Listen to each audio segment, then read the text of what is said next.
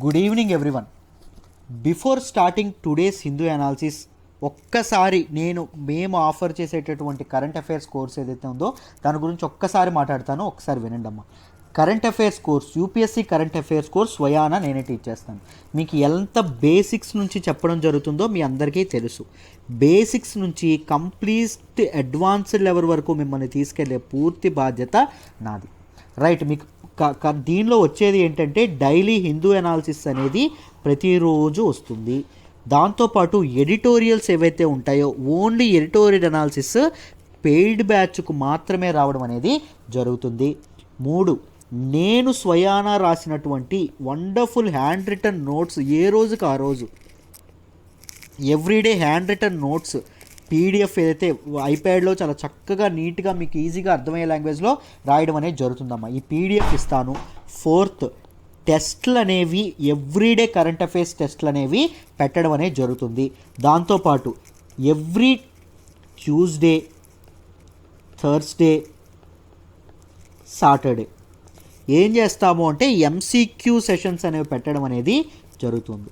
Right, MCQ sessions అనేవి నేను ఇవ్వడం అనేది జరుగుతుంది. ఈ ఎంసీక్యూ సెషన్స్లో ఎన్ని క్వశ్చన్స్ డిస్కస్ చేస్తానంటే 20 క్వశ్చన్స్ డిస్కస్ చేస్తాను. ఏంటండి, 20 ప్రశ్నలు. ఒక్కొక్క ఎంసీక్యూ సెషన్లో 20 ప్రశ్నలు డిస్కస్ చేస్తాను. 20 × 4 ఆప్షన్స్ ఉంటాయండి. మొత్తం 80 కాన్సెప్ట్స్, తక్కువలో తక్కువ 50 కాన్సెప్ట్ల మీద మీకు ఈచ్ సెషన్ గ్రిప్ అనేది రావడం అనేది జరుగుతుంది. కంప్లీట్ బ్యాక్గ్రౌండ్ నుంచి చెప్పడం అనేది జరుగుతుంది. దాంతోపాటు డౌట్ క్లియరెన్స్ అనేది ఉంటుంది. మీకు నా డౌట్ ఎప్పటికప్పుడు ఏ డౌట్ ఉన్నా మీకు క్లియర్ చేయడం అనేది జరుగుతుంది. దాంతోపాటు నా పర్సనల్ గైడెన్స్ అండ్ సపోర్ట్ మీకు ఉండడం అనేది జరుగుతుందండి. మిమ్మల్ని కరెంట్ అఫైర్స్లో మాస్టర్స్ చేసే బాధ్యత నాది, నేను తీసుకుంటాను.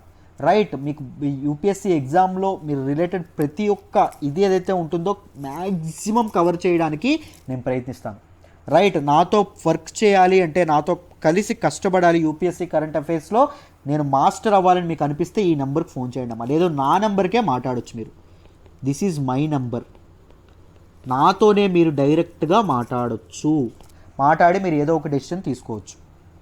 Right, UPSC current affairs fees ఎంత అంటే 6,000 రూపాయలు కేవలం. లైఫ్ టైం వ్యాలిడిటీతో వస్తుంది.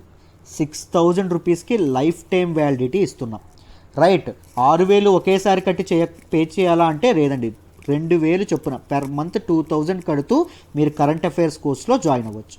Life time validity. మీరు అన్నాళ్ళు వినాలంటే అన్నాళ్ళు కరెంట్ అఫైర్స్ క్లాసులు వినొచ్చు. ఇది నా నెంబరు. ఈ నెంబర్కైనా ఫోన్ చేయండి, మాట్లాడండి. రైట్, ఫస్ట్ మీరు చక్కగా అన్నీ తెలుసుకున్న తర్వాతే జాయిన్ అవ్వండి. దాంతోపాటు ఈ సెషన్స్తో పాటు వీక్లీ 1 మెయిన్ సెషన్ అనేది ఉంటుందండి. ఈ మెయిన్ సెషన్లో రైట్ క్రిటికల్గా ఎలా అనలైజ్ చేయాలి, యూపీఎస్సీ తరహాలో ఒక ఏ డైమెన్షన్లో ఆలోచించాలి, ఏ డైమెన్షన్లో అప్రోచ్ అవ్వాలి, ఇష్యూస్ అనేవి ఎలా ట్యాకిల్ చేయాలి, వీటన్నింటి గురించి మాట్లాడడం అనేది జరుగుతుంది. మీకు డీటెయిల్డ్ అనాలిసిస్ అనేది ఇస్తాను. రైట్, మెయిన్ సెషన్లో the best course offered at very lowest price 2,000 per monthతో ఇది అవ్వచ్చు. లైఫ్ టైం వ్యాలిడిటీతో వస్తుంది. జాయిన్ అవ్వండి. నా సపోర్ట్ అనేది మీకు ఎప్పుడూ ఉంటుంది. రైట్, ఇప్పుడు మనం ఒకసారి యూపీఎస్సీ సబ్జెక్ట్ వైజ్ కోర్సెస్ గురించి మాట్లాడదామండి. ఈచ్ సబ్జెక్ట్ అంటే history, geography, polity, economy, ethics. మీరు ఇందులో ఏ సబ్జెక్టు జాయిన్ అవ్వాలన్నా ఈచ్ సబ్జెక్ట్ ఎంత అంటే ఫీజు 8,000 రూపాయలు. 8,000 రూపాయలు కట్టి మీరు జాయిన్ అవ్వాలా, ఒకేసారి కట్టి జాయిన్ అవ్వాలంటే అక్కర్లేదు. నెలకి 2,000 per month మీరు కడుతూ జాయిన్ అవ్వచ్చు. నెలకి 2,000 కట్టుకుంటూ మీరు జాయిన్ అవ్వచ్చు. Right, the best lifetime వ్యాలిడిటీతో వస్తుందండి. ఏ సబ్జెక్ట్ తీసుకున్నా మీకు లైఫ్ టైం వ్యాలిడిటీ ఇవ్వడం అనేది జరుగుతుంది. వేరాజ్ మీరు కరెంట్ అఫైర్స్ తీసుకుంటే October 14th వరకు మాత్రమే ఉంటుంది ఈ ఆఫర్, గుర్తుపెట్టుకోండి. కరెంట్ అఫైర్స్ తీసుకుంటే మీకు కేవలం 6,000 రూపీస్కి మాత్రమే ఇస్తున్నాం. నేనే స్వయానా టీచ్ చేస్తాను. పెర్ మంత్ 2,000 per month మీరు కట్టుకోవచ్చు. ఇది కూడా కరెంట్ అఫైర్స్ కూడా లైఫ్ టైం వ్యాలిడిటీతో వస్తాయి. లైఫ్ టైం వ్యాలిడిటీ అంటే ఆలోచించుకోండి ఒకసారి, ఫర్ ఎవర్ మీకు చెప్పడం అనేది జరుగుతుంది. రైట్, ఇప్పుడు మన ఇన్స్టిట్యూట్లో ఫ్లాగ్షిప్ కోర్స్ అయినటువంటి యూపీఎస్సీ ఇన్ఫినిటీ గురించి ఒకసారి మాట్లాడదాం. UPSC infinity comes with everything అండి, అన్ని సబ్జెక్టులు వస్తాయి. This is prelims plus mains plus interview కలిపినటువంటి course. From very basics student centric approach అనేది ఉంటుంది. ఫ్రమ్ బేసిక్స్ టు పూర్తి అడ్వాన్స్డ్ లెవెల్లో చెప్పడం అనేది జరుగుతుంది, రైట్. దాంతోపాటు we're offering this one at very lowest fee of 45,000. 45,000 కూడా కట్టి జాయిన్ అవ్వాలంటే అక్కర్లేదు, నెలకి 5,000 కట్టి జాయిన్ అవ్వచ్చు. Prelims plus mains plus interview కలిపి వస్తుంది. ఆలోచించుకోండి, నెలకి 5,000 కట్టి జాయిన్ అవ్వచ్చు, రైట్. దాంతోపాటు దీంతో బెస్ట్ ఇది ఏంటంటే Infinity stands for lifetime validity అండి. లైఫ్ టైం వ్యాలిడిటీతో లైఫ్ టైం వ్యాలిడిటీతో మీకు రావడం అనేది జరుగుతుంది. ఒకసారి మీరు ఫీజు కడితే ఫర్ ఎవర్ మీరు యూపీఎస్సీ ఇన్ఫినిటీలో బోత్ రికార్డెడ్ సెషన్స్ లైవ్ సెషన్స్కి మీకు యాక్సెస్ అనేది ఉంటుంది. దాంతోపాటు అన్లిమిటెడ్ టెస్టులకు అనే వాటికి మీకు యాక్సెస్ అనేది ఉంటుంది. దాంతోపాటు మీకు daily mains answer writing practice అనేది చేయిస్తామండి. యూపీఎస్సీ ప్రిపరేషన్లో మెయిన్స్ ఆన్సర్ రైటింగ్ ప్రాక్టీస్ ఎంత కీ రోల్ ప్లే చేస్తుందో మీ అందరికీ తెలుసు. సో మీరు జాయిన్ అయిన మొదటి రోజు నుంచే మీతో మెయిన్స్ ఆన్సర్ రైటింగ్ ప్రాక్టీస్ చేయిస్తాం. మీరు రాసిన ఆన్సర్స్కి respective by faculty members correct చేసి కన్స్ట్రక్టివ్ ఫీడ్బ్యాక్ అనేది మీకు ఇస్తారు, రైట్. దాంతోపాటు ఇంకొక బెస్ట్ థింగ్ ఏంటంటే యూపీఎస్సీ రాసే వాళ్ళు ఏపీపీఎస్సీ టీఎస్పీఎస్సీ కూడా రాస్తూ ఉంటారు. ఒకవేళ వాటి నోటిఫికేషన్స్ ఏమైనా పడ్డాయి అనుకోండి, నోటిఫికేషన్స్ పడగానే ఎక్స్ట్రా సిలబస్ కూడా స్వయానా మేమే కంప్లీట్ చేయడం అనేది జరుగుతుంది without taking a single penny from you. రూపాయి కూడా ఎక్స్ట్రా తీసుకోకుండా. ఆ ఎక్స్ట్రా సిలబస్ ఏదైతే ఉంటుందో వాటికి కావాల్సింది ఏపీపీఎస్సీ, టీఎస్పీఎస్సీ, ఐబీపీఎస్. యూపీఎస్సీ ఇన్ఫినిటీలో మీకు సీసాట్ ప్లస్ జిఎస్ పేపర్స్ అన్నీ కవర్ అవుతాయండి. విత్ ఒక్క ఆప్షనల్ తప్పించి అన్నీ కవర్ అవ్వడం అనేది జరుగుతుంది. ఆలోచించండి, మీకు ద బెస్ట్ క్వాలిటీ ఇవ్వడం అనేది జరుగుతుంది. శాంపుల్ వీడియోస్ కావాలంటే మన ప్లేలిస్టులో ఉన్నాయి, సబ్జెక్ట్ వైజ్గా ఉన్నాయి. ఒక్కసారి అన్ని క్లాసులు వినండి, విన్నాకే డెసిషన్ తీసుకోండి అమ్మా, రైట్. ఈరోజు మన హిందూ అనాలిసిస్లో ఫస్ట్ ఆర్టికల్లోకి వెళ్దాం. ఈరోజు మనం మాట్లాడుకోబోయే మొదటి ఆర్టికల్ వచ్చేసి GST inflows cross 1 lakh crore in October. Government flags clear science of recovery but experts voice caution about the sustainability of trend, right. ఈ ఆర్టికల్ అనేది రావడం అనేది జరిగింది. Very very very important article both regarding prelims and mains, right. ఈ ఆర్టికల్ని డీటెయిల్డ్గా discuss చేద్దాం. Issues ఏంటో concerns ఏంటో మాట్లాడదాం. జాగ్రత్తగా వినండమ్మా. సిలబస్ పాయింట్ ఆఫ్ వ్యూలో దీన్ని మనం జిఎస్ పేపర్ 3 ఎకానమీలో చదువుకుంటాం, రైట్. ఈ ఆర్టికల్లో ఏం చెప్పారు అంటే జిఎస్టీ ఇన్ఫ్లోస్ ఏవైతే ఉంటాయో, goods and services tax inflows ఏవైతే ఉంటాయో అవి అక్టోబర్లో 1,00,000 కోట్లు దాటాయి అని చెప్పడం అనేది జరిగింది. అక్టోబర్లో 1,00,000 కోట్లు పైగా వసూలు అవ్వడం అనేది జరిగింది అని చెప్పడం అనేది జరిగింది. జిఎస్టీ అంటే ఏంటండి? Goods and services tax. దీని హిస్టరీ మీకు నేను చాలాసార్లు చెప్పాను, మరొక్కసారి చెప్పుకుందాం. కొత్త వాళ్ళు ఉంటారు కదా, వాళ్ళ కోసం జాగ్రత్తగా వినండి అమ్మా. ఏం లేదు, మనకి ఇండియాలో 2 ట్యాక్స్లనే ఉంటాయండి, రైట్. ఇండియాలో 2 types ఆఫ్ ట్యాక్సెస్ ఉంటాయి. ఒకటి ఇండియాలో ఎక్కడైనా 2 ట్యాక్సెస్ ఉంటాయి. ఒకటి డైరెక్ట్ ట్యాక్స్, ప్రత్యక్ష పన్ను, అండ్ ఇండైరెక్ట్ ట్యాక్స్. గుర్తుపెట్టుకోండి. డైరెక్ట్ ట్యాక్స్ అంటే దేని మీద వేస్తారు అంటే మనకున్నటువంటి ప్రాపర్టీస్ మీద, రైట్. మనం అన్నీ కడతాం కదా, ప్రాపర్టీస్ ఏవైతే ఉంటాయి ప్రాపర్టీస్ మీద, ఇన్కమ్ ఏదైతే వస్తుందో ఇన్కమ్ మీద, ఇన్కమ్ ట్యాక్స్ ఇవన్నీ ఉంటుంది కదా, అవన్నీ డైరెక్ట్ ట్యాక్స్ కింద రావడం అనేది జరుగుతుంది. దాంతోపాటు కార్పొరేట్ ట్యాక్స్, కార్పొరేట్స్ ఒక రకమైన పన్ను కడతాయి. సో ఇవన్నీ రావడం అనేది జరుగుతుంది. ఇండైరెక్ట్ ట్యాక్సెస్ అనేవి దేని మీద వేస్తారు అంటే మనం వాడే వస్తువుల మీద, మనం వాడేటటువంటి వస్తువులు గూడ్స్ మీద, అండ్ మనం లబ్ధి పొందేటటువంటి సర్వీసెస్ మీద. వస్తువుల మీద సేవల మీద వేసేటటువంటి పన్నుని ఏమంటారు? ఇండైరెక్ట్ ట్యాక్స్ అంటారు. అంటే మనం కన్జ్యూమ్ చేసినటువంటి మనం వాడుతాం కదా, మన వాడకం మీద వేస్తారండి. మనం ఏదైతే వాడుతామో ఆ వాడేటటువంటి గూడ్స్ మీద వేస్తారు. అంటే మన కన్జంప్షన్ మీద, వినిమయం మీద వేయడం అనేది జరుగుతుంది, right. Indirect tax. So indirect ట్యాక్స్లు అనేవి మనకి ఎన్ని ఉండేవి అంటే 15+ ఉండేవండి. వ్యాట్ అని, ఇదని, అదని చాలా ఉండడం అనేది జరిగింది. అయితే 2017లో సెంట్రల్ గవర్నమెంట్ ఏం చేసింది, ఈ 15+ ఇండైరెక్ట్ ట్యాక్సెస్ని కలిపి 1 నేషన్ 1 ట్యాక్స్ రూపంగా, జిఎస్టీ రూపంలో, గూడ్స్ అండ్ సర్వీసెస్ ట్యాక్స్ రూపంగా ఒక ట్యాక్స్ అనేది చేసింది. 15 ట్యాక్స్ 15 ప్లస్ ట్యాక్స్లన్నీ కలిపి ఒక ట్యాక్స్గా మార్చడం అనేది జరిగింది. సో జిఎస్టీ అనేది దేని మీద వేస్తారు? ఇండైరెక్ట్ ట్యాక్సెస్ కాబట్టి ఇది కూడా కన్జంప్షన్ మీదే వేస్తారు. జిఎస్టీ అనేది దేని మీద వేస్తారు? మన తాలూకా వాడకం మీద, మనం గూడ్స్ అండ్ సర్వీసెస్ వాడతాం కదా, దాని మీద వేయడం అనేది జరుగుతుంది, మన వినిమయం మీద వేయడం అనేది జరుగుతుంది. సో ఏం చెప్పారు అంటే, మన కరోనా వైరస్ వల్ల, కోవిడ్-19 వల్ల అందరూ ఇళ్లలో కూర్చున్నారు, లాక్డౌన్లో అందరూ ఇబ్బందులు పడుతూ ఉన్నారు, ప్రతి ఒక్కరి జోబుల్లో తక్కువ ఉన్నాయి, దాంతోపాటు జనాలు బయట తిరిగేవాళ్ళు కాదు. సో జనాల తాలూకా కన్జంప్షన్ అనేది పూర్తిగా పడిపోయింది. ఎప్పుడండి? లాక్డౌన్ టైంలోని గట్రా. సో జనాల కన్జంప్షన్ పడిపోతే ఏం జరుగుతుందండి? గవర్నమెంట్కి వచ్చేటటువంటి జిఎస్టీ కూడా పడిపోతుంది. రైట్, ఇప్పుడు ఏం చెప్పారో చూడండి. అక్టోబర్లో మాత్రం ఏం జరిగిందంట? 1,00,000 కోట్లు పైగా జిఎస్టీ వసూలైందంట. జిఎస్టీ 1,00,000 కోట్ల పైగా వసూలైందంటే దాని అర్థం ఏంటి? జనాల తాలూకా వాడకం, వినిమయం అనేది పెరిగింది, కన్సంప్షన్ అనేది పెరిగింది. జనాలు ఇప్పుడు బయట ఎక్కువ ఖర్చు పెడుతున్నారండి. బయటకు వచ్చి జనాల చేతుల్లో డబ్బులు ఉంటున్నాయి. ఎందుకు? అన్నీ తెరుస్తున్నారు కదా, సో అందరూ ఉద్యోగాలకు తిరిగి వెళ్తున్నారు, సో అందరూ సంపాదించుకుంటున్నారు, జనాల చేతుల్లో డబ్బులు ఉంటున్నాయి, జనాలు వాటిని బయట అన్నీ తెరిచారు కదా షాపులు, ఇవన్నీ జనాలు ఖర్చు పెట్టడానికి కూడా ముందుకు వస్తున్నారు. సో జనాల యొక్క కన్జంప్షన్ పెరిగింది కాబట్టి జిఎస్టీ పెరిగింది. మీకు జిఎస్టీకి కన్జంప్షన్కి మధ్య లింక్ అనేది అర్థమైందని అనుకుంటున్నాను. అంటే జనాల యొక్క కన్జంప్షన్ పెరిగిందంటే అర్థం ఏంటండి? ఇప్పటి వరకు పడిపోయినటువంటి ఎకానమీ మళ్ళీ పుంజుకుంది అని అర్థం, మళ్ళీ గ్రీన్ షూట్స్ చూసింది అని అర్థం. ఇప్పటివరకు ఎప్పుడు పడిపోయింది కదా ఎకానమీ మొత్తం, ఎందుకంటే ప్రొడక్షన్ పడిపోయింది, సప్లై పడిపోయింది, ఫస్ట్ డిమాండ్ పడిపోయిందండి. జనాలు వాడకపోవడం వల్ల డిమాండ్ పడిపోయింది, డిమాండ్ పడిపోవడం వల్ల సప్లై పడిపోయింది, సప్లై అండ్ డిమాండ్ రెండు కంప్లీట్గా ఇదవ్వడం వల్ల ఏం జరిగింది? దేశ ఆర్థిక వ్యవస్థ అనేది చాలా విపరీతంగా పడిపోవడం అనేది, పతనం అవ్వడం అనేది జరిగింది. రైట్, మన దేశందే కాదు అన్ని దేశాలకి ఇది అవ్వడం అనేది జరిగింది.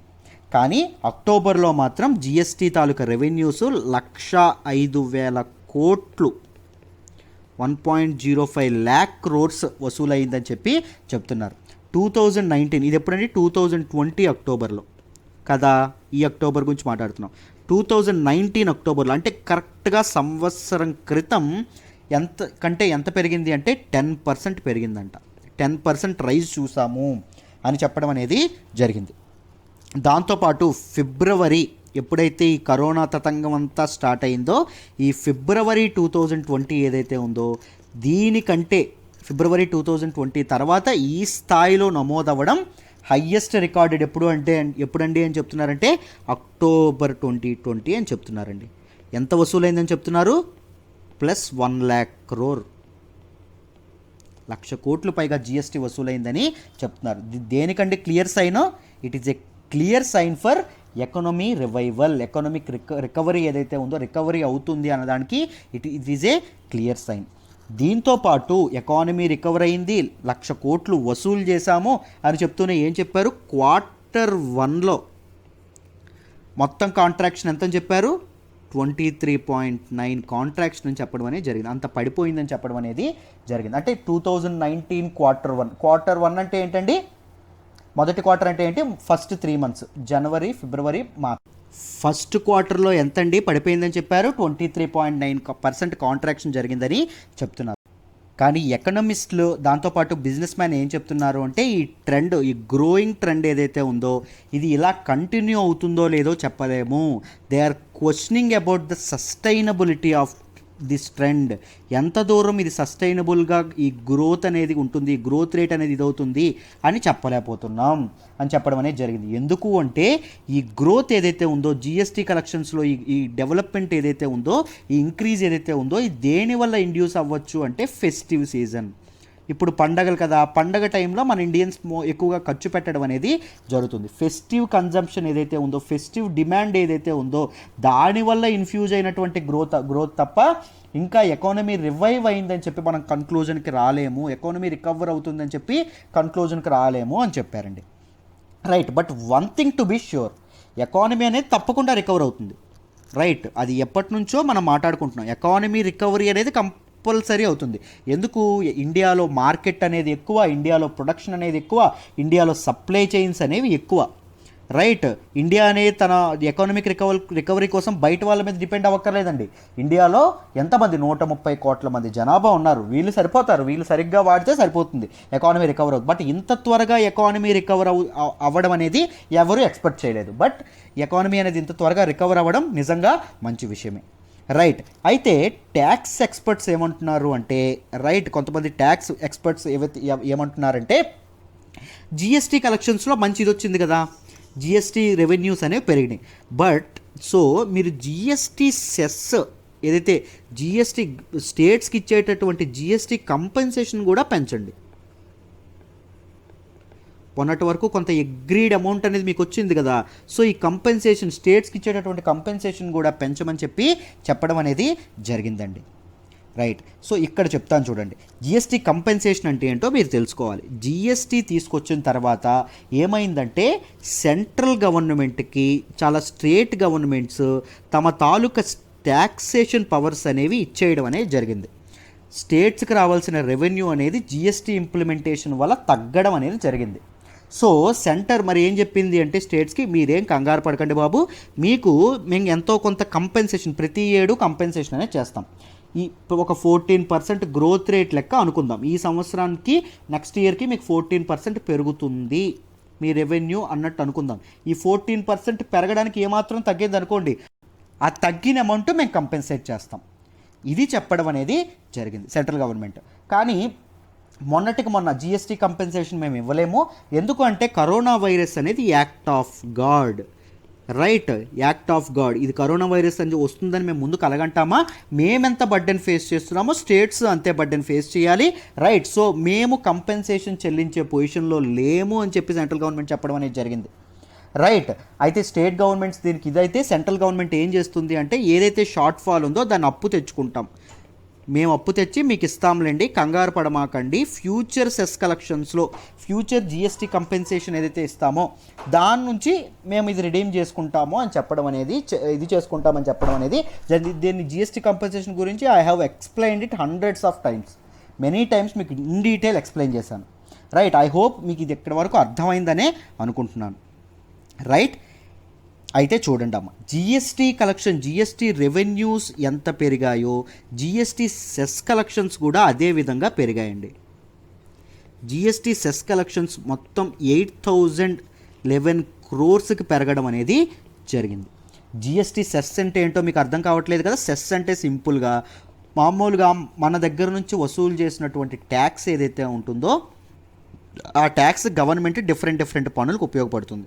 ఏం చేస్తుంది? రోడ్లు వేస్తుంది, లా అండ్ ఆర్డర్ మెయింటైన్ చేస్తుంది, వెల్ఫేర్ స్కీమ్స్కి ఇది చేస్తుంది, ఇలా డిఫరెంట్ పనులు చేస్తుంది. బట్ సెస్ అంటే ఏంటి అంటే ఒక స్పెసిఫిక్ పర్పస్ మీద వసూలు చేసినటువంటి పన్ను, ఒక స్పెసిఫిక్ పర్పస్ కోసం. ఇప్పుడు స్వచ్ఛ భారత్ సెస్ అన్నారనుకోండి, ఆ వసూలు చేసినటువంటి ట్యాక్స్ ఏదైతే ఉంటుందో ఆ స్వచ్ఛ భారత్ మీద మాత్రమే ఇది చేయాలి, ఖర్చు పెట్టాలి. సో జిఎస్టీ సెస్ అంటే ఏంటి అంటే ఏదైతే పన్ను వసూలు చేస్తారో అది జిఎస్టీ కంపెన్సేషన్ కోసం మాత్రమే వసూలు చేయాలి, ఖర్చు పెట్టాలి. ఈ జిఎస్టీ కంపెన్సేషన్ ఎవరెవరికి ఇస్తారండి? సెంటర్, యూనియన్ గవర్నమెంట్ అనేది స్టేట్ గవర్నమెంట్స్కి ఇవ్వడం అనేది జరుగుతుంది. సో వీటి మీద మాత్రమే ఎవరు ఖర్చు పెట్టాలి? సెంట్రల్ గవర్నమెంట్ ఖర్చు పెట్టాలి. ఏంటి? జిఎస్టీ సెస్ని. జిఎస్టీ ఎలా అయితే పెరిగిందో ఈ జిఎస్టీ సెస్ కూడా పెరగడం అనేది జరిగింది. జిఎస్టీ సెస్ అనేది ఒక ఎక్స్ట్రా ట్యాక్స్ అండి. దేని మీద వేస్తారు అంటే లగ్జరీ గూడ్స్, వీటిని సిన్ ప్రొడక్ట్స్ అని కూడా అంటారు. అంటే ఆల్కహాల్ లేకపోతే టొబాకో ప్రొడక్ట్స్, వీటి మీద ఎక్స్ట్రా ట్యాక్స్ అనేది వేస్తారు. 28% కంటే ఎక్కువ స్లాబ్, జిఎస్టీ స్లాబ్ ఉన్న ఐటమ్స్ మీద ఒక స్పెషల్ ట్యాక్స్, ఒక స్పెషల్గా ఎడిషనల్ పన్ను అనేది వేయడం అనేది జరుగుతుంది. ఆ ఎడిషనల్ ట్యాక్స్ని జిఎస్టీ సెస్ అంటాం. దీన్ని ఎందుకు వాడతారంటే సెంట్రల్ గవర్నమెంట్ జిఎస్టీ కంపెన్సేషన్ కోసం, ఇందాక సెంట్రల్ స్టేట్ గవర్నమెంట్కి ఇస్తుందని చెప్పాం కదా, దానికోసం వాడడం అనేది జరుగుతుంది. రైట్. అయితే చూడండి అమ్మా, సంవత్సరం క్రితం వసూలైనట్టుకంటే 2019 అక్టోబర్ 2019లో వసూలైనటువంటి జిఎస్టీ సెస్ కంటే ఇప్పుడు జిఎస్టీ సెస్ 5% పెరిగింది అని చెప్పడం అనేది జరిగింది. రైట్. సెప్టెంబర్ గత నెలతో పోలిస్తే, సెప్టెంబర్ 2020తో పోలిస్తే మొత్తం 12.5% అనేది పెరిగింది అని చెప్పడం అనేది జరిగింది. రైట్. దీనికి రీజన్స్ ఏం చెప్పారండి? Festive demand. మొదటి రీజన్ ఏం చెప్పారు? ఫెస్టివ్ డిమాండ్ అని చెప్పడం అనేది జరిగిందమ్మా. మొదటి రీజన్ ఫెస్టివ్ డిమాండ్ అని చెప్పడం అనేది జరిగింది. రెండవ రీజన్ ఏం చెప్పారు అంటే unlock in public transport unlock చేయడం వల్ల పీపుల్ టు పీపుల్ రిలేషన్స్ అనేవి పెరిగినాయి, దానివల్ల ఇది జరిగింది అని చెప్పడం అనేది జరిగింది. దాంతోపాటు నెక్స్ట్ది ఏం చెప్పారు అంటే ఇన్పుట్ ట్యాక్స్ క్రెడిట్స్ అనేవి గవర్నమెంట్ చెల్లించడం వల్ల కంపెనీస్ ఎవరైతే ఫార్మ్స్ ఏవైతే ఉన్నాయో అవి తర్వాత మళ్ళీ ప్రొడక్షన్కి ఇన్వెస్ట్ చేయడం జరిగిందని చెప్పడం అనేది జరిగింది. ఇన్పుట్ ట్యాక్స్ క్రెడిట్స్ అంటే ఏం లేదండి, రైట్, మీకు సింపుల్గా చెప్పేస్తాను చూడండి. ఇన్పుట్ అంటే మీకు తెలుసు మనం ఒక దానిలో ఇచ్చేది అని, దేనికి ఇస్తున్నామంటే సింపుల్గా ఒకటి చెప్తాను చూడండి. నేను ఒక బట్టల వ్యాపారం అనుకోండి, ఎగ్జాంపుల్తో చెప్తున్నా జాగ్రత్తగా. నేను ఒక షర్ట్ వ్యాపారం అనుకోండి, నాకు ముడి సరుకు అనేది ఒకటి అలవాటు అవుతుంది. ఏంటి కావాలి, నాకు నూలు కావాలి, కాటన్ కావాలి, దాంతోపాటు దారాలు కావాలి, దాంతోపాటు బటన్స్ కావాలి, రైట్, దాంతోపాటు అది ప్యాక్ చేయడానికి ప్యాకేజింగ్ ఐటమ్స్ కావాలి, ఇవన్నీ నాకు కావాలి. నేను వీటి మీద ట్యాక్స్ కడతాను కదా, రైట్. నేను షర్ట్ అమ్మితే నాకు వచ్చేటటువంటి జిఎస్టీ వసూలయ్యేటువంటి జిఎస్టీ ట్యాక్స్ సపోజ్ 500 అనుకోండి. నేను ఇక్కడ కాటను బటన్స్ ప్యాకేజింగ్కి వేరే వాడికి ఇస్తాను కదా ఇవి తెచ్చుకోవడానికి, వాడికి నేను పే చేసినటువంటి ట్యాక్స్ 300 అనుకోండి. ఇప్పుడు నేను గవర్నమెంట్కి ఒక అప్పీల్ చేస్తానండి. నేను ఏం చేస్తానంటే అప్పీల్ చేస్తాను, ఏంటంటే నేను ముందు 300 కట్టాల్సి వచ్చిందయ్యా, ఈ 500 మీకు పే చేస్తున్నాను కదా, దానిలో ఈ 300 నాకు తిరిగి పే చేయండి, ఈ 500 నేను గవర్నమెంట్కి ఇచ్చేస్తాను, గవర్నమెంట్ తీసేసుకుంటుంది. ఇప్పుడు నేను ఏం చేస్తాను అంటే ఈ జిఎస్టీ ఇన్వాయిస్ పట్టుకెళ్ళి గవర్నమెంట్కి అప్లై చేసుకుంటాను. దేనికి అప్లై చేసుకుంటున్నాను, ఐటీసీకి అప్లై చేసుకుంటాను, ఇన్పుట్ ట్యాక్స్ క్రెడిట్కి అప్లై చేసుకుంటాను. ఏమని చెప్తాను, 300 నేను కట్టాను, నా 300 తిరిగి ఇవ్వండి అంటాను. అప్పుడు గవర్నమెంట్ నాకు ఏం చేస్తుంది, 300 రిఫండ్ చేస్తుందండి, తిరిగి ఇస్తుంది. ఈ 300 అనేది గవర్నమెంట్ మార్చిలో ఏదైతే ఇదైందో వాళ్ళందరికీ ఈ ఇన్పుట్ ట్యాక్స్ క్రెడిట్స్ ఇది చేయడం అనేది జరిగింది. సో ఇన్పుట్ ట్యాక్స్ క్రెడిట్స్ని వీళ్ళందరూ దేనికి వాడారు, తమ ప్రొడక్షన్ని ఎక్స్పాండ్ చేయడానికి వాడడం అనేది జరిగింది. దానివల్ల కూడా ప్రొడక్షన్ పెరిగింది, ప్రొడక్షన్ పెరగడంతో కన్సంప్షన్ పెరిగిందని చెప్పారు, రైట్. దానివల్ల కూడా మనకి జిఎస్టీ రెవెన్యూస్ అనేవి చాలా బాగా పెరిగాయని చెప్పడం అనేది జరిగింది, రైట్, పర్ఫెక్ట్. అయితే ఈ ట్రెండ్ ఏదైతే ఉందో, మన తాలూకా జిఎస్టీ రెవెన్యూ పెరిగినటువంటి ట్రెండ్ ఏదైతే ఉందో, ఈ ట్రెండ్ యొక్క సస్టైనబిలిటీ మీద డౌట్స్ వ్యక్తం చేశారండి. ఎందుకంటే ఫెస్టివ్ సీజన్ వల్ల పెరగడం అనేది జరిగింది. మీరు ఇది ఒకవేళ ఫెస్టివ్ సీజన్ నెక్స్ట్ మంత్ గట్రా ఉండదు కదా, సో ఇదే కంటిన్యూ అవుతుందని చెప్పలేము అని చెప్పి డౌట్స్ అనేవి చెప్పడం అనేది, అనుమానాలు వ్యక్తం చేయడం అనేది జరిగింది, మొదటిది. దాంతోపాటు రెండవది ఏం చెప్పారు, జిఎస్టీ రెవెన్యూస్ వస్తున్నాయి మీకు, ఒకవేళ ఇది సక్సెస్ఫుల్గా కంటిన్యూస్గా అవుతుంది అనుకోండి, ఇంతే వసూలు అవ్వడం, జిఎస్టీ రెవెన్యూస్ వస్తున్నాయి. మరి జిఎస్టీ కంపెన్సేషన్ పే చేయడానికి మీకు వచ్చిన బాధ ఏంటండి, స్టేట్స్కి జిఎస్టీ కంపెన్సేషన్ మీరు పే చేయాలి కదా, మీరు ఎందుకు పే చేయనంటున్నారు అని చెప్పి చాలామంది ట్యాక్స్ ఎక్స్పర్ట్స్ అడగడం అనేది జరిగింది. These are the issues that we should talk about this article అండి. I hope you understand this article in detail. అసలు ఏం జరిగింది, ఇష్యూస్ ఏంటి, ప్రతిదీ మీకు అర్థమైందనే అనుకుంటున్నాను, రైట్. మనం మాట్లాడుకోబోయే నెక్స్ట్ ఆర్టికల్ వచ్చేసి గిల్గిత్ బల్తిస్తాన్ ఏ పార్ట్ ఆఫ్ ఇండియా. ఎవరు చెప్పారండి, Indian ministry of external affairs చెప్పడం అనేది జరిగింది. దీనిని మనం దేనిలో చదువుకుంటామండి, ఇంటర్నేషనల్ రిలేషన్స్లో చదువుకుంటాం, జిఎస్ పేపర్ 2లో చదువుకోవడం అనేది జరుగుతుంది. జాగ్రత్తగా వినండి, అసలు ఇష్యూ ఏంటి, ఏం జరిగింది, ప్రతి ఒక్కటి ఎక్స్ప్లెయిన్ చేస్తాను, మీకు అంతా అర్థం అవ్వాలి, డీటెయిల్డ్గా అర్థం చేసుకోవాలి మీరు, రైట్. ముందు ఈ గిల్గిత్ బల్తిస్తాన్ ఏదైతే ఏరియా ఉందో దాని తాలూకా ఇది చూడండి అమ్మా, ఎక్కడుంది ఏంటి అని జాగ్రఫికల్ మ్యాప్లో మీరు కన్ఫామ్గా చూడాలి, జాగ్రత్తగా మ్యాప్ చూడండి, రైట్. ఇది మనం మాట్లాడుకునేటటువంటి మన ఎర్లియస్ట్ జమ్మూ అండ్ కాశ్మీర్ అండి. ఈ జమ్మూ అండ్ కాశ్మీర్ని ఏం చేశారు, 2 ముక్కలు చేశారు. 2 ముక్కలు చేసి ఏం చేశారు, ఒకటి Jammu and Kashmir union territory, ఇంకొకటి లడాక్ యూనియన్ టెరిటరీ చేయడం అనేది జరిగింది, రైట్. ఇది ఈ గ్రీన్ కలర్లో ఉంది చూసారు, ఈ గ్రీన్ కలర్లో ఉన్నదంతా ఏంటి అంటే పాకిస్తాన్ ఆక్యుపైడ్ కాశ్మీర్, అంటే ఇది భారత భూభాగమే కానీ పాకిస్తాన్ ఇల్లీగల్గా ఆక్యుపై చేసినటువంటి ప్రాంతం, రైట్. నెక్స్ట్ ఎల్లో కలర్లో ఉంది చూసారు, ఇది గిల్గిత్ బల్తిస్తాన్ ఏరియా. దీనిలో కూడా పాకిస్తాన్ అడ్మినిస్ట్రేషనే ఉండడం అనేది జరుగుతుంది. ఎందుకు సార్ పాకిస్తాన్ అడ్మినిస్ట్రేషన్ ఉంది? అది మన ఇండియాలో భూభాగం కదా, మనం మ్యాప్ వేసినప్పుడు దీంతో కలిపే కదా వేస్తాం మన ఇండియన్ మ్యాప్. ఏం జరిగింది డీటెయిల్డ్గా తెలుసుకోండి. ఆ గిల్గిత్ బల్తిస్తాన్ ఏరియా జాగ్రత్తగా వినండి, క్లియర్గా ఎక్స్ప్లెయిన్ చేస్తాను. అసలు దీని బ్యాక్గ్రౌండ్ గురించి మీరు తెలుసుకోవాలంటే మొదట మీరు తెలుసుకోవాల్సింది కొన్ని ఫ్యాక్ట్స్. పాకిస్తాన్ ఆక్యుపైడ్ కాశ్మీర్ గురించి కొన్ని ఫ్యాక్ట్స్ తెలుసుకోవాలండి. రైట్, ఈ పాకిస్తాన్ ఆక్యుపైడ్ కాశ్మీర్ ఎంత ఏరియాలో ఉందంటే 13,297 స్క్వేర్ కిలోమీటర్స్లో ఉండడం అనేది జరిగింది. ఇప్పుడు ఎవరి కంట్రోల్లో ఉంది అంటే పాక్ ఆర్మీ, పాక్ ఫోర్సెస్ ఏవైతే ఉన్నాయో వాటి కంట్రోల్లో ఉండడం అనేది జరిగింది. ఎప్పటి నుంచి ఉంది సార్ అంటే January 1, 1949 నుంచి ఉండడం అనేది జరిగింది. రైట్, అప్పుడు సీజ్ ఫైర్ అనేది ఒకటి అయింది. సీజ్ ఫైర్ తర్వాత అది పాకిస్తాన్ ఆర్మ్డ్ ఫోర్సెస్ కంట్రోల్లోకి వెళ్ళడం అనేది జరిగింది. పాకిస్తాన్ మన ఇండియా భూభాగమే, కానీ పాకిస్తాన్ ఆక్యుపై చేసింది లీగల్గా. రైట్, దాంతోపాటు పాపులేషన్ ఆఫ్ మొత్తం పాపులేషన్ ఎంత అంటే 40 లక్షలకు పైగా ఉన్నారు. ఎక్కడండి? పాకిస్తాన్ ఆక్యుపైడ్ కాశ్మీర్లో. దీనిలో మొత్తం ఎన్ని డిస్ట్రిక్ట్స్ ఉన్నాయంటే 10 డిస్ట్రిక్ట్స్ ఉన్నాయండి. 10 డిస్ట్రిక్ట్స్ ఉండడం అనేది జరిగింది. పాకిస్తాన్ ఆక్యుపైడ్ కాశ్మీర్ యొక్క క్యాపిటల్ ఏంటి సార్ అంటే ముజాఫర్బాద్. రైట్, ఇప్పుడు పాకిస్తాన్ ఆక్యుపైడ్ కాశ్మీర్ గురించి తెలుసుకున్నారు. ఇప్పుడు మీరు గిల్గిత్ బల్తిస్తాన్ ఏరియా గురించి తెలుసుకోవాలి. జీబీ అంటారు ఇంటర్నేషనల్ రిలేషన్స్లో. ఈ రీజియన్ ఏదైతే ఉందో it is north of PoK పైన ఇందాక చూపించాను కదా ఎల్లో కలర్ ఏరియా, అది it is A hilly region అండి, స్నోయీ రీజియన్. రైట్, పిక్చర్స్క్యూ రీజియన్, చాలా అందమైనటువంటి రీజియన్. రైట్, ఇది ఎక్కడ ఉంటుంది? ఈస్ట్ ఆఫ్ పాకిస్తాన్కి ఈస్ట్లో పాకిస్తాన్ ప్రావిన్సెస్ ఒక ప్రావిన్స్ అయినటువంటి ఖైబర్ పఖ్తుంఖ్వా ఈ రీజియన్కి ఈస్ట్లో ఉండడం అనేది జరుగుతుంది.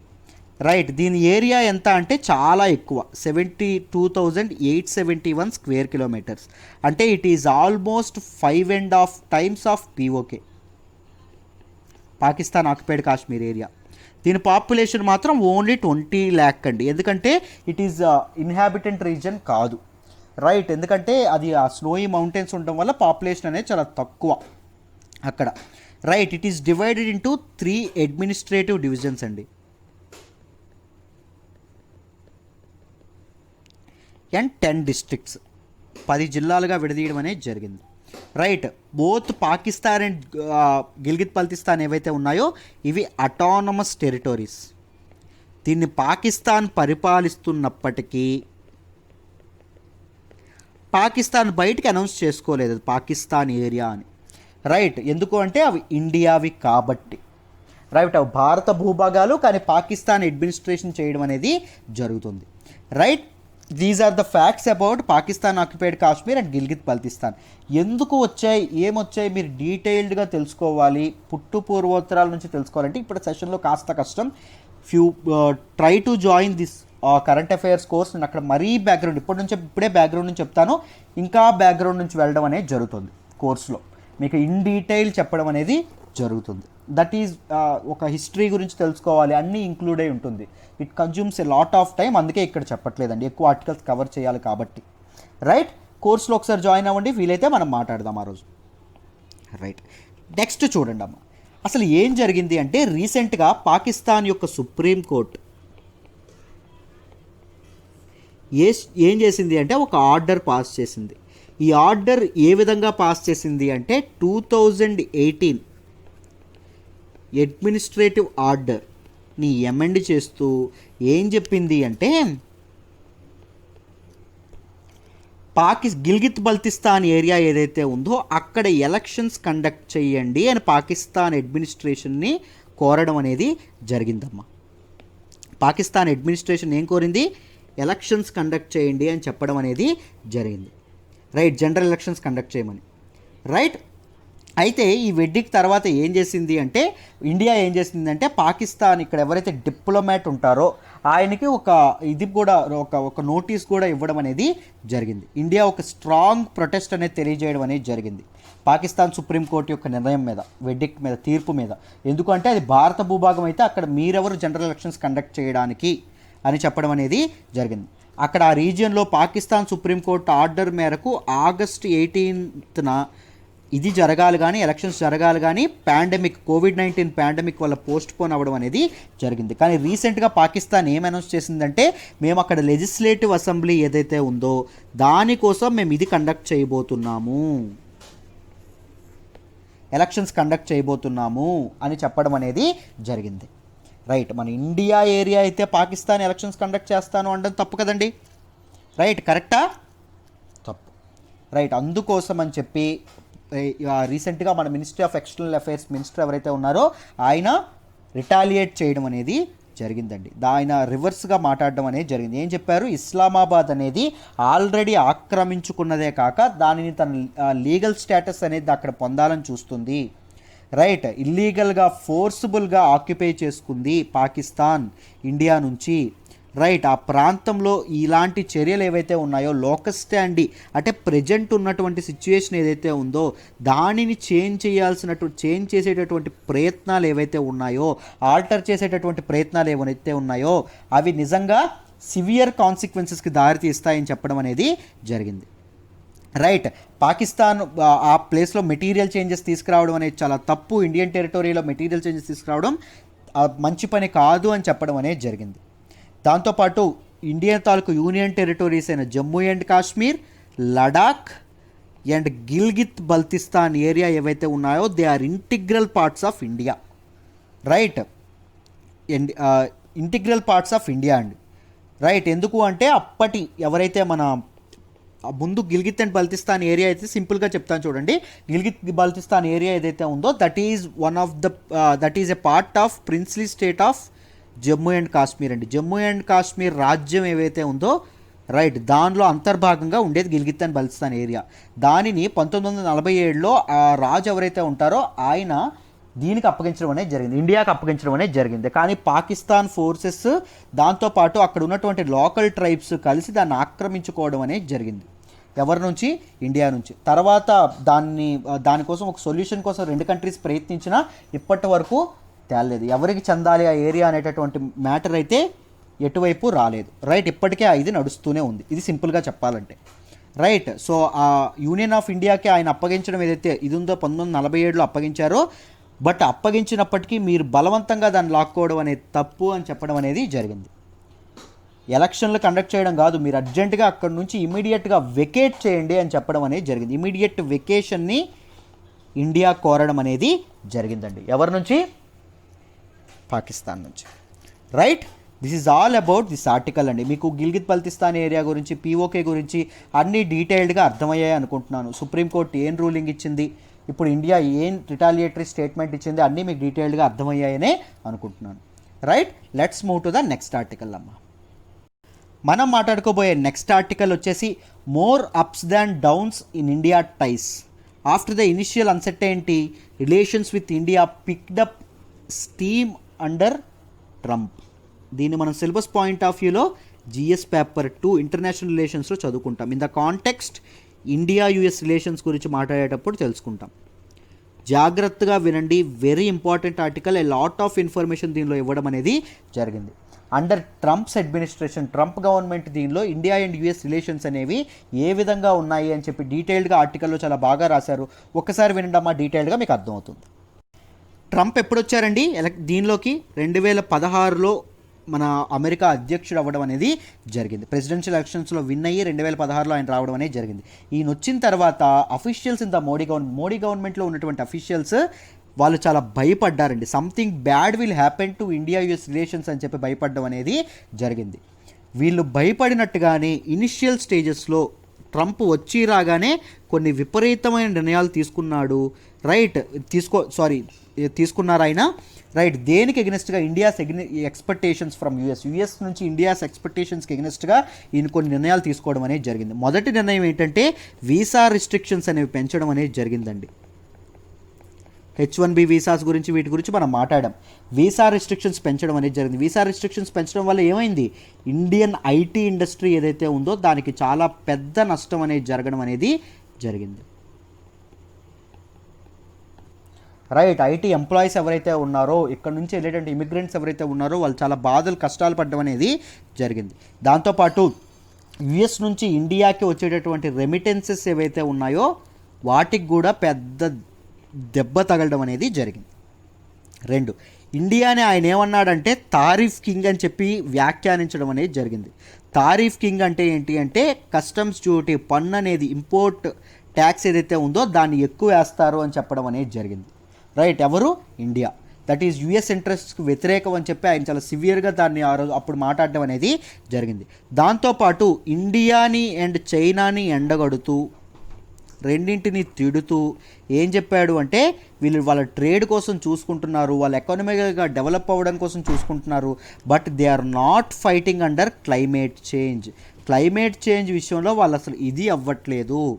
They are receiving un unfair advantage with regards to climate change అని ఎవరు చెప్పడం అనేది జరిగింది, ట్రంప్ చెప్పారు. దాంతోపాటు ఈయన ప్యారిస్ క్లైమేట్ అకార్డ్ ఏదైతే ఉందో పెద్ద కంట్రీస్ అన్ని సైన్ చేయడం అనేది జరిగింది.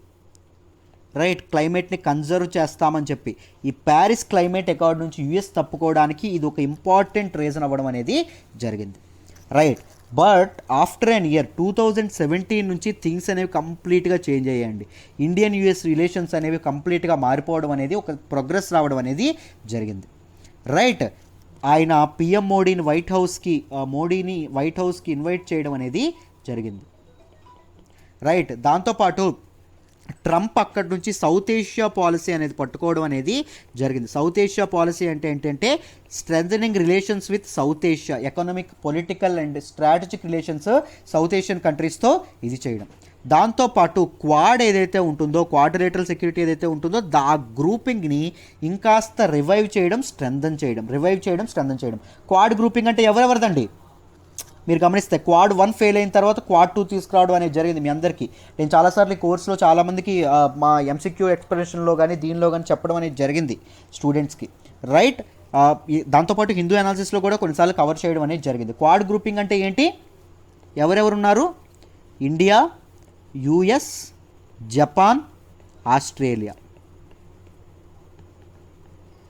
ఇండో పసిఫిక్ రీజియన్లో ఏ కంట్రీ యొక్క ఇన్ఫ్లుయెన్స్ పెరగకుండా ఇదవ్వడం అనేది, ముఖ్యంగా చైనీస్ ఇన్ఫ్లుయెన్స్ ఇదవ్వకుండా చూసుకోవడం అనేది జరుగుతుంది. అక్కడ పీస్ అండ్ సెక్యూరిటీ, దాంతోపాటు మిలిటరీ కోఆపరేషన్ ఇన్ష్యూర్ చేయడం అనేది ఈ క్వాడ్ గ్రూపింగ్ యొక్క లక్ష్యం. రైట్, దాంతోపాటు 2018లో ఏదైంది అంటే చాలా ఇంప్రెసివ్గా 2 కంట్రీస్ యొక్క రిలేషన్స్ అనేవి పెరగడం అనేది జరిగింది. Right, the strategic trade authorization STA1 categorization అనేది ఇండియాకి ఇవ్వడం అనేది జరిగింది యుఎస్. STA1 కేటగరైజేషన్ అంటే ఏం లేదమ్మా, ఇప్పుడు నేను ఒక పెద్ద వెపన్ని కనుక్కున్నాం అనుకోండి, మన ఇండియాలో ఒక మంచి వెపన్ని కనుక్కున్నాను, అది నేను ఇండియాలో ఉంచుకోకుండా బయట వాళ్ళకి కూడా అమ్మేశాను అనుకోండి, ఏం జరుగుతుంది, బయట వాళ్ళు కూడా ఎంపవర్ అవ్వడం అనేది జరుగుతుంది, మిలిటరీగా స్ట్రాంగ్ అవ్వడం అనేది జరుగుతుంది. రైట్, బట్ నాకు ఒక మిత్రదేశం ఉందనుకోండి, నాకు ఒక ఫ్రెండ్ కంట్రీ ఉందనుకోండి, బాగా మంచి ఇష్టమైన కంట్రీ ఉందనుకోండి, వాళ్ళకి మాత్రం నేను ఈ వెపన్ ఏదైతే ఉందో అది మాత్రం ఇస్తాను. అది నా నేషనల్ సెక్యూరిటీకి, అది నా నేషనల్ ఇంట్రెస్ట్కి ఇది పెడుతున్నా లైసెన్స్ ఫ్రీగా, అంటే లైసెన్స్ అనేది ఏ లైసెన్స్ లేకుండా నేను ఇక్కడ నా కంట్రీలో ఏవైతే వెపన్స్ కానీ లేకపోతే ఏవైతే టెక్నాలజీస్ కానీ నా కంట్రీకి ఉపయోగపడతాయి అనుకుంటున్నానో దానికి ఫ్రీ యాక్సెస్ అనేది అవతల కంట్రీకి ఇస్తాను. ఎవరితో అయితే ఈ స్ట్రాటజిక్ ట్రేడ్ ఆథరైజేషన్ చేసుకుంటానో వాళ్ళకి ఇవ్వడం అనేది జరుగుతుంది. దాంతోపాటు 2+2 డైలాగ్ అనేది ఇది అవ్వడం అనేది జరుగుతుంది. 2+2 డైలాగ్ గురించి చాలాసార్లు మాట్లాడాం. ఎవరెవరు ఉంటారు, ఒక కంట్రీ యొక్క defence and external affairs minister ఉంటారు, ఇంకొక కంట్రీ యొక్క defence and external affairs minister ఉంటారు. ఈ నలుగురు కలిసి మీటింగ్ పెట్టుకుంటారు డిఫెన్స్ అండ్ ఫారిన్ పాలసీ గురించి మాట్లాడుకోవడంలో. సో అది 2018లో ఫస్ట్ 2+2 డైలాగ్ కూడా కండక్ట్ చేయడం అనేది జరిగింది. Right, perfect. దాంతోపాటు ఇండియా ఫస్ట్ 2+2 డైలాగ్లో కాకుండా కామ్కాసా ఏదైతే మిలిటరీ అగ్రిమెంట్ ఏదైతే ఉంటుందో మిలిటరీ అగ్రిమెంట్ 2 కంట్రీస్ స్ట్రెంథన్ చేసుకోవడానికి ఈ అగ్రిమెంట్ కూడా జరగడం అనేది జరిగింది. నేను ఒకసారి MCQ సెక్షన్లో ఎక్స్ప్లెయిన్ చేయడం అనేది చేశాను ఇన్ డీటెయిల్గా. దాంతోపాటు మీరు గమనిస్తే ఇరాన్ పైన యుఎస్ అనేది కొన్ని ఆంక్షలు పెట్టిందండి. ఇరాన్ నుంచి ఎవరైనా ఆయిల్ కొనుక్కున్నా, ఇరాన్లో ఎవరైనా ప్రాజెక్ట్స్ చేపట్టినా వాళ్ళకి యుఎస్ అనేది కొన్ని ఎకనామిక్ శాంక్షన్స్ అనేది విధించడం అనేది జరిగింది. వాళ్ళతో ఎకనామిక్ రిలేషన్స్ పాడవుతాయి, సో మీ జాగ్రత్త అని చెప్పడం అనేది జరిగింది. బట్ ఇండియాకు మాత్రం ఇరాన్ నుంచి ఆయిల్ కొనుక్కోండి, ఇరాన్లో చబహర్ ప్రాజెక్ట్ ఏదైతే ఉందో దాన్ని కంటిన్యూ చేయండి, రైట్. ఆంక్షలు అనేవి ఉండవు తాత్కాలికంగా, ఆఫ్ కోర్స్, బట్ టెంపరీగా ఆంక్షలు అనేవి విధించము అని చెప్పి ఇండియాకి ఒక ఫ్రెండ్లీ సపోర్ట్ యుఎస్ ఇవ్వడం అనేది జరిగింది, రైట్.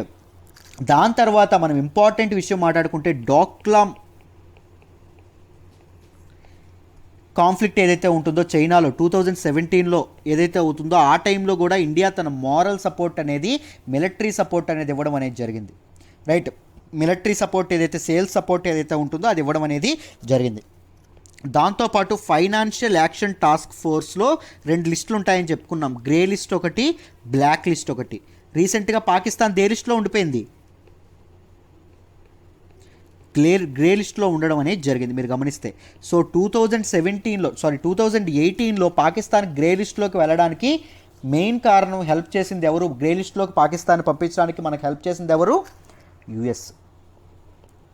పాకిస్తాన్ గ్రే లిస్ట్లోకి వెళ్ళడం వల్ల మన ఇండియాకు ఒరిగింది ఏంటి అంటే, పాకిస్తాన్ ఏం చేసింది అంటే గ్రే లిస్ట్లోకి వెళ్ళిన తర్వాత ఒక కంట్రీని గ్రే లిస్ట్లో పెట్టారనుకోండి, ఆ కంట్రీకి ఒక యాక్షన్ ప్లాన్ అనేది ఇస్తారండి.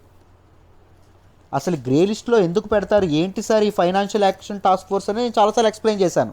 ఏ కంట్రీ అయినా టెర్రర్ ఫైనాన్సింగ్ చేసిన, అంటే టెర్రరిస్టులకి డబ్బులు పంపించిన, రైట్, టెర్రరిస్ట్కి సేఫ్ హ్యావెన్గా కనిపించిన, టెర్రరిస్టులు పెంచి పోషించిన, లేకపోతే మనీ లాండరింగ్ లాంటి విషయాలకి ఏమైనా హెల్ప్ చేసినా, పాటుపడినా, ఆ కంట్రీస్ని ఏం చేస్తారు అంటే గ్రే లిస్ట్లో పెడతారు. గ్రే లిస్ట్లో పెట్టారు అంటే అర్థం ఏంటంటే మీరు త్వరలో బ్లాక్ లిస్ట్లోకి వెళ్ళిపోతున్నారు.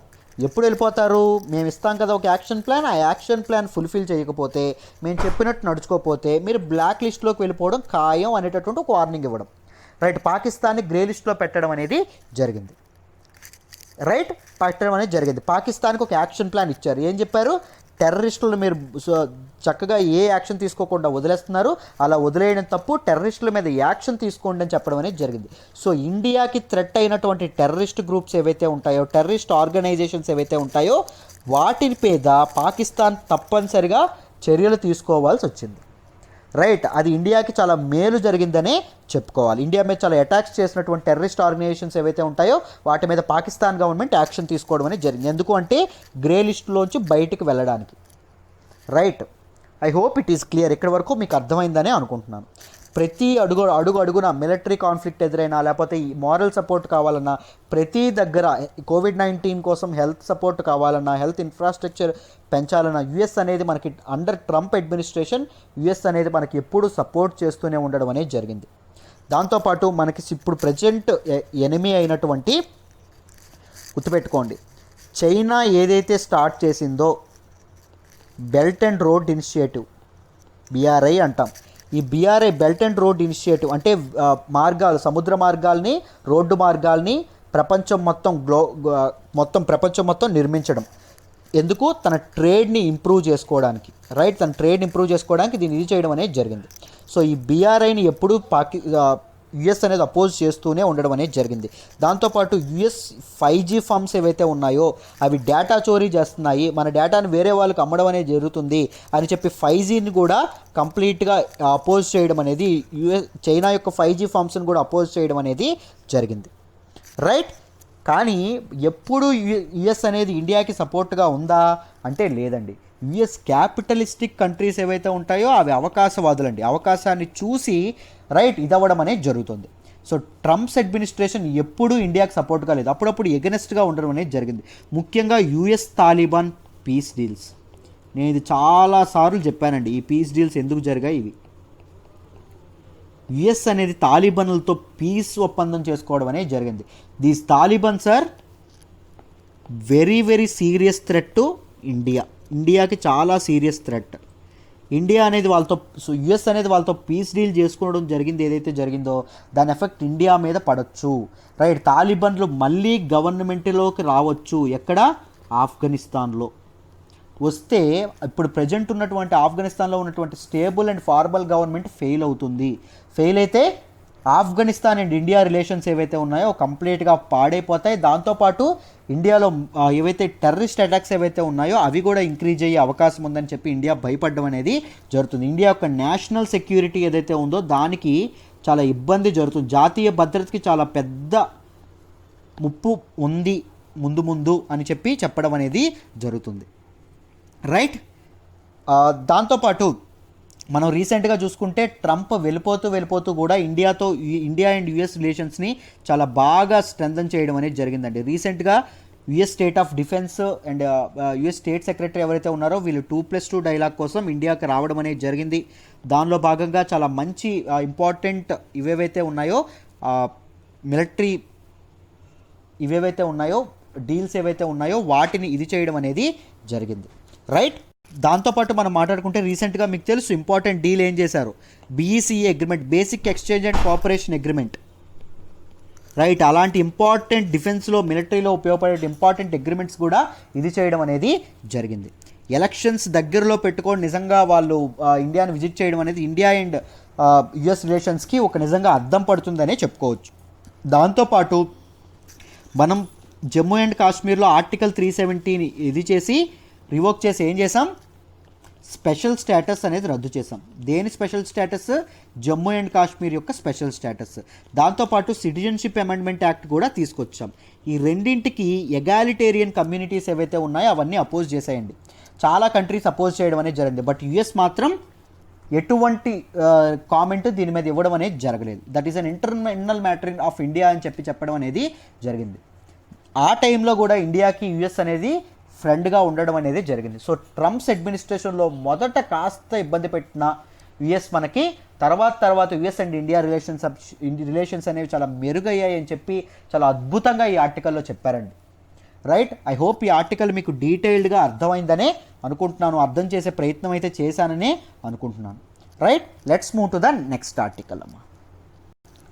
మనం మాట్లాడుకోబోయే నెక్స్ట్ ఆర్టికల్ వచ్చేసి file FIRs for cyber crime states told. Right. దీన్ని మనం గవర్నెన్స్లో చదువుకుంటామండి. జిఎస్ పేపర్ 2లో చదువుకోవడం అనేది జరుగుతుంది. జాగ్రత్తగా వినండి అమ్మా, డీటెయిల్డ్గా ఎక్స్ప్లెయిన్ చేస్తాను. రైట్. ఏం లేదమ్మా, ఎందుకు న్యూస్లోకి వచ్చింది అంటే మినిస్ట్రీ ఆఫ్ ఎక్స్టర్నల్ అఫైర్స్ ఏదైతే ఉందో మినిస్ట్రీ ఆఫ్ ఎక్స్టర్నల్ అఫైర్స్ అన్ని స్టేట్స్కి ఒక ఇది ఇవ్వడం అనేది జరిగింది, ఒక నోటీస్ ఇవ్వడం అనేది జరిగింది. ఏం చెప్పింది ఆ నోటీస్ ద్వారా, ఒక నోటిఫికేషన్ ద్వారా ఏం చెప్పింది అంటే ఏవైతే national cyber crime reporting portal ఈ ఎన్సిఆర్పిలో రిజిస్టర్ అయినటువంటి సైబర్ క్రైమ్ కంప్లైంట్స్ ఏవైతే ఉంటాయో వాటన్నింటి మీద ఎఫ్ఐఆర్స్ అనేవి రిజిస్ట్రేషన్ చేయండి. రైట్. ఫస్ట్ ఇన్ఫర్మేషన్ రిపోర్ట్స్ అనేవి రిజిస్టర్ చేయండి అని చెప్పి మినిస్టర్ ఆఫ్ ఎక్స్టర్నల్ అఫైర్స్ అనేది స్టేట్స్కి ఇది చేయడం అనేది రాష్ట్రాలకు చెప్పడం అనేది జరిగింది. రైట్. సైబర్ క్రైమ్ అంటే ఏంటి? మొదట సైబర్ క్రైమ్ అంటే ఏంటి? ఆన్లైన్లో డిజిటల్ ప్లాట్ఫామ్ మీద ఏవైతే నేరాలు జరుగుతాయో వాటిని సైబర్ క్రైమ్ అంటాం. అవి ఏ రకమైన నేరాలైనా అవ్వచ్చు. ఎగ్జాంపుల్, రైట్, ఒకరు ట్రోలింగ్ చేసి బుల్లింగ్ చేస్తున్నారు. రైట్. నువ్వు చాలా బాధపడుతున్నావు, మెంటల్గా స్ట్రెస్ అవుతున్నావు, అది కూడా ఒక సైబర్ క్రైమ్. దాంతోపాటు ఒకరిని డబ్బులు కొట్టేశారు, అదేమవుతుంది? ఫైనాన్షియల్ క్రైమ్ అవుతుంది సైబర్ క్రైమ్స్లో. దాంతోపాటు సోషల్ మీడియాలో సమ్వన్ నీకు ఏదో ఒక ఇబ్బందికరమైన మెసేజ్ కానీ లేకపోతే సైబర్ అటాక్స్ కానీ చేయడం అనేది జరుగుతుంది. లేకపోతే పలానా వ్యక్తి నీ డేటాను చోరీ చేసుకోవడం అనేది జరుగుతుంది. ఇవన్నీ దేని కింద వస్తాయి? సైబర్ క్రైమ్స్ కింద రావడం అనేది జరుగుతుంది. రైట్. సో వీటి మీద ఏవైతే కంప్లైంట్స్ రిజిస్టర్ అయ్యాయో దేనిలో ఎన్సిఆర్పిలో అంటే national cyber crime reporting portal ఏదైతే ఉందో ఆన్లైన్ ద్వారా పెట్టడం అనేది చేశారు కదా. దీని ద్వారా వచ్చినటువంటి కంప్లైంట్స్కి స్టేట్స్కి ఏం చెప్పింది? ఎఫ్ఐఆర్ నమోదు చేయండి అని చెప్పడం అనేది జరిగింది. దీనిలో ఇంపార్టెంట్ పాయింట్స్ ఏం చెప్పారు అంటే లో కన్వర్షన్ రేట్ అని చెప్పారండి. ఏంటి కన్వర్షన్ రేట్ తక్కువ ఉంది అంటే కంప్లైంట్స్ ఏవైతే రిజిస్టర్డ్ కంప్లైంట్స్ ఉంటాయో టోటల్ రిజిస్టర్డ్ కంప్లైంట్స్లోంచి ఎఫ్ఐఆర్ ఎన్ని కంప్లైంట్స్కి నమోదు అవుతుందంటే ఓన్లీ 2.5% ఆఫ్ రిజిస్టర్డ్ కంప్లైంట్స్కి ఎఫ్ఐఆర్ నమోదు చేస్తున్నారంట. మిగిలిన వాటికి ఎఫ్ఐఆర్ నమోదు చేయడం అనేది జరగట్లేదు. రైట్. దాంతోపాటు కేసెస్ కూడా చాలా ఇంక్రీజ్ అవుతున్నాయి అని చెప్పడం అనేది జరిగింది. కేసెస్ ఏంటి సార్? సైబర్ క్రైమ్ మీద మామూలుగా 2018తో పోలిస్తే 2019లో ఎంత పర్సెంట్ పెరిగింది అంటే 63.5% సైబర్ క్రైమ్స్ అనేవి పెరిగాయి. ఎందుకంటే డిజిటలైజేషన్ పెరుగుతుంది, డిజిటల్ యాక్సెస్ అనేది పెరుగుతుంది, ప్రతి ఒక్కరి చేతిలో స్మార్ట్ ఫోన్ వచ్చేసింది. రైట్, స్మార్ట్ ఫోన్ యూజ్ చేసుకునే వాళ్ళు ఎంతమంది ఉంటారో దాన్ని ఎక్స్ప్లాయిట్ చేసే వాళ్ళు కూడా అంతేమంది ఉంటారు. రైట్, దానివల్ల కూడా జరగడం అనేది జరుగుతుంది. రైట్, దాంతోపాటు సైబర్ క్రైమ్ వాలంటీర్స్ ఎవరైతే ఉంటారో, రైట్, సైబర్ క్రైమ్ వాలంటీర్స్ని కూడా దీని ద్వారా ఇది చేయడం అనేది జరిగిందండి. అంటే మన తాలూకా ఈ పోర్టల్ ఏదైతే ఉందో national cyber crime reporting portal, దీని ద్వారా ఏం చేస్తున్నారు అంటే సైబర్ క్రైమ్ని సిటిజన్ సెంట్రిక్ చేద్దామని చెప్పి సైబర్ క్రైమ్ రిపోర్ట్స్ ఏవైతే ఉంటాయో దాన్ని సిటిజన్ సెంట్రిక్ చేయడానికి చేద్దామని ఇది లాంచ్ చేయడం అనేది జరిగింది. అంటే సిటిజన్స్ ఆన్లైన్లో జరుగుతున్నటువంటి ఇబ్బంది ఏదైనా నేను చూశాను అనుకోండి, ఇబ్బందికరమైన పోస్ట్, నేనే ఈ పోర్టల్లో నమోదు చేస్తాను, పరానా నేను ఐడెంటిఫై చేశాను ఇది కరెక్ట్గా లేదు అని. అంటే ఈ సైబర్ క్రైమ్స్ని అరికట్టడంలో సిటిజన్సే హెల్ప్ చేయాలి అనే విధంగా దీన్ని తీసుకురావడం అనేది జరిగింది. సో దీనికోసం సైబర్ క్రైమ్ వాలంటీర్స్ ఎవరైతే ఉంటారో, అంటే those who identify, report and help in removal of illegal or unlawful content, ఆన్లైన్లో ఉన్నటువంటి ఇల్లీగల్ ఆర్ అన్లాఫుల్ కంటెంట్ ఏదైతే ఉంటుందో దాన్ని ఐడెంటిఫై చేసి దాన్ని రిపోర్ట్ చేసి అది రిమూవ్ చేయడానికి హెల్ప్ చేసే వాళ్ళని సైబర్ క్రైమ్ వాలంటీర్స్ అంటారు. రైట్, అది ఎవరైనా చేయొచ్చు, ఆ వాలంటీర్షిప్ ఎవరైనా చేయొచ్చు. రైట్, దీనివల్ల ఏం జరుగుతుంది ఈ పోర్టల్ వల్ల? ఏ పోర్టల్ అండి? National cyber crime reporting portal. ఈ పోర్టల్ యొక్క అడ్వాంటేజెస్ ఏంటంటే, బెనిఫిట్స్ ఏంటంటే, మొదటిది సైబర్ ఫ్రాడ్స్ ఏవైతే ఉన్నాయో, సైబర్ బుల్లింగ్ కానీ చైల్డ్ పోర్నోగ్రఫీ కానీ ఇవన్నీ చాలా తగ్గుతాయండి. రైట్, దాంతోపాటు ఇంకేం చెప్పారు, మన తాలూకా డిజిటల్ ఇండియా ఏదైతే ఉందో డిజిటల్ ఇండియా వల్ల సైబర్ క్రైమ్స్ అనేవి చాలా పెరగడం అనేది జరిగింది. సో సైబర్ క్రైమ్స్ని అరికట్టాలంటే ఏదైతే ఈ సైబర్ క్రైమ్స్ని అరికట్టే ప్రొసీజర్ ఏదైతే ఉంటుందో, మెకానిజం ఏదైతే ఉంటుందో దానిని సిటిజన్ సెంట్రిక్ చేయాలి, జనాలు కూడా పాలు పంచుకోవాలి అని చెప్పడం అనేది జరిగింది. రైట్, దాంతోపాటు ఈ మ్యాసివ్ డిజిటలైజేషన్ ఏదైతే ఉందో, ముఖ్యంగా కోవిడ్-19 తర్వాత ఇంపార్టెంట్ సెక్టార్స్ అయినటువంటి హెల్త్ అండ్ ఎడ్యుకేషన్ కంప్లీట్గా దేని మీద డిపెండ్ అవ్వడం అనేది జరిగింది? డిజిటల్ ప్లాట్ఫామ్స్ మీద డిపెండ్ అవ్వడం అనేది జరిగింది. So they might be very prone to cyber attacks. Cyber crimes చాలా పెరిగే అవకాశం కూడా ఉండడం అనేది జరిగింది. సో కరెక్ట్ అయినటువంటి సైబర్ గవర్నెన్స్ లేకపోయింది అనుకోండి, ఏమవుతుంది? జనాలు చాలా ఇబ్బంది పడే అవకాశం ఉంది. సైబర్ నేరగాళ్ళు తమ తాలూకు జులుం ప్రదర్శించే అవకాశం ఉంది. రైట్, సైబర్ నేరగాళ్ళకి రెక్కలిచ్చే అవకాశం అయితే ఉంది. సో కరెక్ట్ అయినటువంటి సైబర్ గవర్నెన్స్ ఉంటే మనం కరెక్ట్గా సైబర్ క్రైమ్స్ని ఇది చేయగలము. రైట్, ఎన్సీఆర్పీ అనేది ఎప్పుడండి స్టార్ట్ చేశారు? 2019లో స్టార్ట్ చేయడం అనేది జరిగింది. ఎందుకు స్టార్ట్ చేశారు? ఈ ప్రొసీజర్ ఏదైతే ఉందో సైబర్ క్రైమ్స్ని తగ్గించే ప్రొసీజర్ మెకానిజము, దాన్ని సిటిజన్ సెంట్రిక్ చేయడానికి. మీకు దీని తాలూకు నోట్స్ రాసుకోవడం ఇబ్బంది అయితే నేను చెప్తున్నప్పుడు కరెంట్ అఫైర్స్ కోర్స్లో జాయిన్ అయితే మీకు నా హ్యాండ్ రిటన్ పీడిఎఫ్ అద్భుతంగా ఇవ్వడం అనేది జరుగుతుందండి, the best PDF. Right, current అఫైర్స్లో కోర్సులో ఏమొస్తాయో తెలుసుకోవాలంటే ఈ నెంబర్కి ఫోన్ చేయండి. స్వయాన నాతోనే మాట్లాడాలి అంటే ఇది నా నెంబరు. ఒక్కసారి నాతో మాట్లాడండి, మాట్లాడిన తర్వాతే డెసిషన్ తీసుకోండి అమ్మా. నా జాయిన్ అయితే నా పర్సనల్ సపోర్ట్ అండ్ గైడెన్స్ ఉంటుంది. నేను 24 గంటలు యాక్సెసిబుల్గా ఉంటాను. రైట్, ఆలోచించండి, మీ డౌట్స్ అన్నీ క్లారిఫై అవుతాయి. ప్రతిదీ లోతుల నుంచి పునాదుల నుంచి పూర్తి అడ్వాన్స్డ్ లెవెల్ వరకు మీరు నేర్చుకోవచ్చు. చక్కగా చిన్నపిల్లలకు చెప్పినట్టు చెప్తాను. రైట్, మీకు అర్థమయ్యే లాంగ్వేజ్లో అర్థమయ్యేటట్టు. రైట్, సో ఇదేదైతే పోర్టల్ ఉందో national cyber crime reporting portal, దీన్ని దేనికోసం చేశారు? ఫైనాన్షియల్ క్రైమ్స్ ఏవైతే ఉంటాయో వాటిని తగ్గించడానికి, దాంతోపాటు సోషల్ మీడియాలో క్రైమ్స్ ఏవైతే అవుతాయో అంటే స్టాకింగ్ అంటారు. రైట్, అదే పనిగా ఒకరిని ఎత్తుపొడుస్తూ ఉండడం, వాళ్ళని ఒకదే పనిగా ఫాలో అవుతూ ఉండడం, రైట్, బులియింగ్ చేస్తూ ఉండడం, సైబర్ బులియింగ్ ఏదైతే ఉంటుందో ఈ సైబర్ బులియింగ్ లాంటివి తగ్గించడం, ఫైనాన్షియల్ క్రైమ్స్ని ఈ సోషల్ మీడియా క్రైమ్స్ ఏవైతే ఉంటాయో వాటిని తగ్గించేందుకు, రైట్, ముఖ్యంగా ఉమెన్కి, చిల్డ్రన్కి, వీళ్ళందరికీ మంచి సేఫ్టీ అనే సొసైటీలో కల్పించేందుకు, నాట్ ఓన్లీ బయట సొసైటీలోనే కాకుండా డిజిటల్ ప్లాట్ఫామ్స్ మీద కూడా వాళ్ళు చక్కగా ఉపయోగపడేటట్టు, వాళ్ళకి ఎటువంటి థ్రెట్స్ లేకుండా చూసుకునేందుకు ఇది అవ్వడం అనేది జరిగింది. దాంతోపాటు ఈ మెకానిజంని సిటిజన్ సెంట్రిక్ చేయడంలో భాగంగా కూడా దీన్ని తీసుకురావడం అనేది జరిగింది. రైట్, ఐ హోప్ ఈ ఆర్టికల్ మీకు డీటెయిల్డ్గా అర్థమైందని అనుకుంటున్నాను. ఏం స్టేట్స్కి ఏం చెప్పారు, ఎన్సీఆర్పి అంటే ఏంటి, right, national cyber crime reporting portal అంటే ఏంటి, ఎప్పుడు లాంచ్ చేశారు, ఏంటి అని. Right, I hope it is clear. Let's move to the next article అమ్మ. మనం మాట్లాడుకోబోయే నెక్స్ట్ ఆర్టికల్ వచ్చేసి banks told to pay back interest on interest says RBI. దీన్ని మనం దేనిలో మాట్లాడుకుంటాం, జిఎస్ పేపర్ 3 ఎకానమీలో మాట్లాడుకోవడం అనేది జరుగుతుంది. జాగ్రత్తగా వినండి అమ్మా, డీటెయిల్డ్గా ఎక్స్ప్లెయిన్ చేసే ప్రయత్నం చేస్తాను, మీకు క్లియర్గా అర్థమైపోతుంది. చాలా సింపుల్ ఆర్టికల్, ఆల్రెడీ మనం దీని గురించి మాట్లాడుకున్నాం. ఒకసారి డెవలప్మెంట్స్ చూద్దాం, జాగ్రత్తగా వినండి.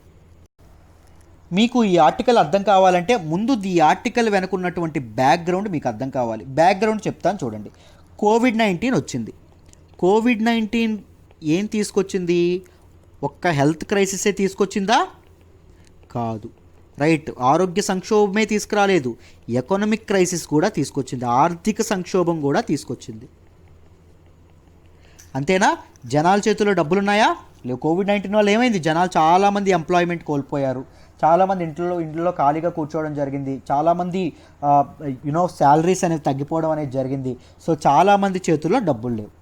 కోవిడ్-19 తీసుకొచ్చినటువంటి ఈ క్రైసిస్ ఏవైతే ఉందో, ఈ సంక్షోభం ఏదైతే ఉందో, రైట్, ఈ క్రైసిస్ మూలంగా ఏం జరిగింది, పీపుల్ కానీ, ఇండివిజువల్స్ కానీ, యాజ్ వెల్ యాజ్ ఫర్మ్స్, కంపెనీలు కానీ,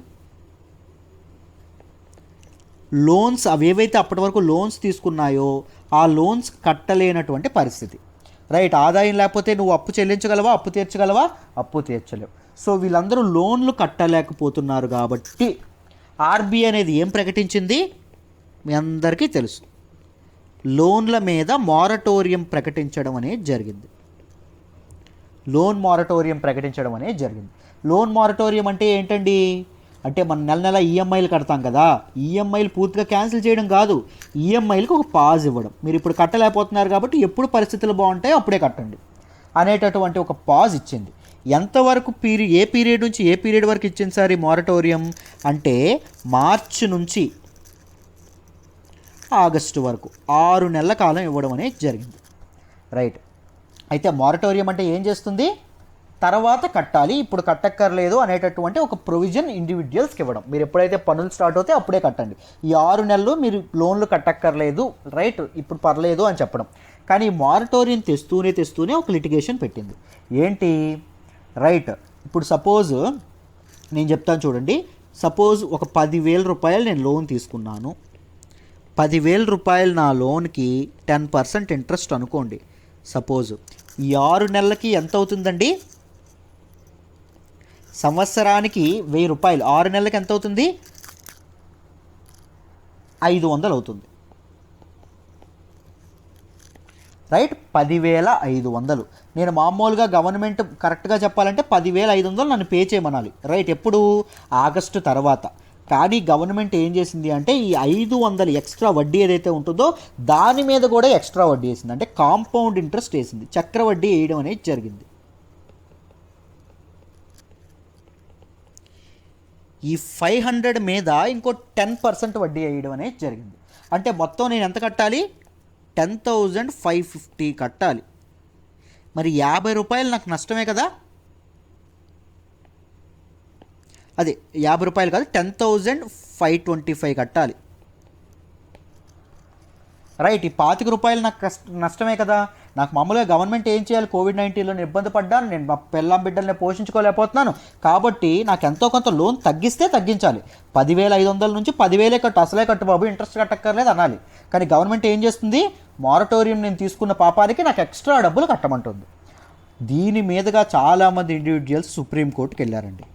మీరు మారటోరియం ఇచ్చినటువంటి ఇదేంటి, మారటోరియం ఇచ్చారు అని చెప్పి పొలిటికల్ ఇంట్రెస్ట్ల కోసం, పొలిటికల్ గ్రాండ్ స్టాండ్ కోసం బయట గట్టిగా చెప్పుకుంటున్నారు.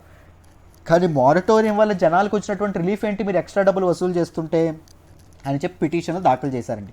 సుప్రీంకోర్టు ఏమంది అంటే రైట్, కోవిడ్-19 టైంలో మొదట సుప్రీంకోర్టు ఏమందంటే కోవిడ్-19 టైంలో ఈఎంఐలు వసూలు చేయడం పాపం తప్పు కదా అంది.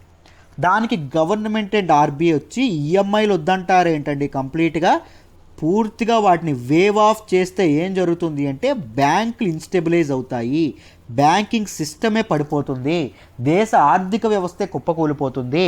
దాంతోపాటు ప్రతీ నెల పే చేసేటటువంటి రైట్ రెస్పాన్సిబుల్ సిటిజన్స్ ఎవరైతే ఉంటారో వాళ్ళకి అన్యాయం చేసినట్టు, ఇది కరెక్ట్ కాదు అని చెప్పడం అనేది జరిగింది. ఎవరు, గవర్నమెంట్ అండ్ ఆర్బీఐ. ఎవరికి, సుప్రీంకోర్టుకి. సుప్రీంకోర్టుకి చెప్తే సుప్రీంకోర్టు ఓకే పూర్తిగా వేవ్ ఆఫ్ చేయమాకండి, కానీ ఈ ఇంట్రెస్ట్ పైన మీరు ఒక ఇంట్రెస్ట్ వేసారు చూసారు, కాంపౌండ్ ఇంట్రెస్ట్ అన్నాం, ఆ ఇంట్రెస్ట్ తీసేయండి, దీని మీద నాకు 2 వీక్స్లో ఏదో ఒక ఆన్సర్ చెప్పండి అంది. ఎప్పుడు, మొన్న సెప్టెంబర్లో అనడం అనేది జరిగింది. దీనికోసం అని చెప్పి మొన్న అక్టోబర్లో గవర్నమెంట్ ఏ నిర్ణయం తీసుకుందంటే ఒక ఎక్స్పర్ట్ కమిటీని నియమించి దీని మీదుగా గవర్నమెంట్ ఏ నిర్ణయం తీసుకుందంటే బ్యాంకులకి ఇంట్రెస్ట్ చెల్లించాలి బ్యాంకులు సర్వైవ్ అవ్వాలంటే, కానీ ఆ ఎక్స్ట్రా ఇంట్రెస్ట్ ఏదైతే ఉంటుందో ఆ ఎక్స్ట్రా ఇంట్రెస్ట్ మేము కడతామని చెప్పి ఒక స్కీమ్ తీసుకురావడం అనేది జరిగింది. అంటే చెప్తాను చూడండి, మొత్తం 10,000 నేను అప్పు తీసుకున్నాను, 10% వడ్డీ లెక్క నాకు 6 నెలలకు ఎంత అవ్వాలి, 6 నెలల ప్రాంతంలో 10,500 అవ్వాలి, అంతేనా. 6 నెలలకి, సంవత్సరానికి 11,000 అవుతుంది, 6 నెలలకు 10,500 అవుతుంది. కానీ గవర్నమెంట్ ముందు తీసుకున్నటువంటి ఈ చక్రవడ్డీ నిర్ణయం వల్ల ఎంత కట్టాల్సి వచ్చేది, నేను 10,525 కట్టాల్సి వచ్చేది, అంతేనా. సో ఇప్పుడు గవర్నమెంట్ ఏమంటుంది అంటే మీరు 10,500 కట్టండి సరిపోతుంది, ఈ ఎక్స్ట్రా 25 రూపాయలు ఏదైతే ఉంటుందో అది నేను ఇస్తానని గవర్నమెంట్ అంటుంది. రైట్, ఆ స్కీమ్ ద్వారా ప్రతి ఒక్కరికి ఇచ్చేస్తుందా సార్ అంటే కాదు, అప్ టు 2 crores 2 కోట్ల వరకు లోన్లు ఎవరైతే బోత్ ఇండివిజువల్స్ అండ్ ఎంఎస్ఎంఈస్ ఎవరైతే లోన్లు తీసుకున్నారో వాళ్ళకు మాత్రమే ఇస్తానని చెప్పింది. రైట్, వాళ్ళకు మాత్రమే ఇది వస్తుంది, ఎక్స్ట్రా అప్పు తీసుకున్న వాళ్ళు మాత్రం ఇంట్రెస్ట్ ఆన్ ఇంట్రెస్ట్ తప్పకుండా కట్టాలి. దీనికోసం గవర్నమెంట్కి అయ్యే ఖర్చు ఎంత అంటే సుమారు 6,000 నుంచి 7,000 కోట్లు అండి. 6,000 to 7,000 crores interest on interest government pay చేస్తారు అంది కాబట్టి. రైట్, సో మీకు అర్థమైందనే అనుకుంటున్నాను ఇక్కడ వరకు గవర్నమెంట్ ఏం చేస్తానంది అండి. సో అన్ని సెక్టార్స్కి అందా, అన్ని సెక్టార్స్లో తీసుకున్న వాళ్ళకి పే చేస్తామందా అంటే కాదండి. గవర్నమెంట్ స్ట్రిక్ట్గా ఒక 8 సెక్టార్స్కే చెప్పడం అనేది జరిగింది, కేవలం 8 సెక్టార్స్కే ఇది జరుగుతుంది అని చెప్పడం అనేది జరిగింది. ఆ 8 సెక్టార్స్ ఏంటి సార్ అంటే, మొదట ఎంఎస్ఎంఈస్ ఎప్పుడు నష్టపోకూడదు. ఎంఎస్ఎంఈస్ నష్టపోతే దేశ ఆర్థిక వ్యవస్థ అనేది నష్టపోతుంది. ఎందుకంటే ఎక్కువ మంది ఎంప్లాయీస్, కంట్రీలో ఉన్నటువంటి ఎక్కువ మంది సిటిజన్స్ ఎంఎస్ఎంఈలో వర్క్ చేయడం అనేది జరుగుతుంది, ఎంప్లాయ్మెంట్స్ అనేవి కంప్లీట్గా పాడైపోతాయి. సో ఎంఎస్ఎంఈస్ని తప్పకుండా ఆదుకోవాలి. ఎంఎస్ఎంఈస్ యొక్క ఇంపార్టెన్స్ గురించి నేను చాలాసార్లు మెయిన్ సెషన్స్లో మాట్లాడాను. Right, MSMEs education, housing, consumer durables, credit card, auto loans, personal loans, consumption loans,